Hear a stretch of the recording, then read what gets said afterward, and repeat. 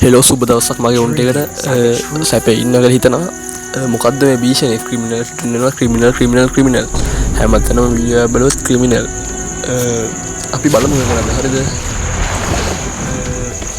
වීඩියෝත් දැම්ම හලා දෙත් ඒකට රීච් මදි හොඳටම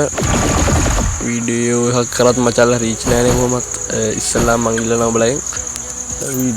චැනල් එක සබ් කරලා බෙල් අයිකන් එක කික්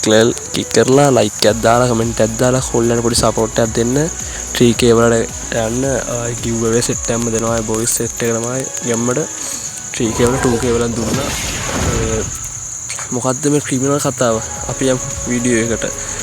ෆ්‍රී ෆයර් එකේ 9 වෙනි ඇනිවර්සරි එකට ක්‍රිමිනල් බන්ඩල් ටික රිටර්න් කරනවා කියලා තියෙනවා මචං හරිද ගිය පාර දුන්නේ ඇනිවර්සරි එකට ක්‍රිමිනල් ටික ඒ කියන්නේ මේ පාර ඇනිවර්සරි 9 වෙනි ඇනිවර්සරි එකටත් අලුත් ක්‍රිමිනල් බන්ඩල් එකක් ඩිසයින් වෙනවා කියලා ආරංචි හරිද රතු ක්‍රිමිනල් එකයි නිල් එකයි දම් එකයි කුල එකයි අනිවාර්යයෙන්ම මචං මේ පාර එන්න ඉඩ දෙකට තියෙනවා මොකද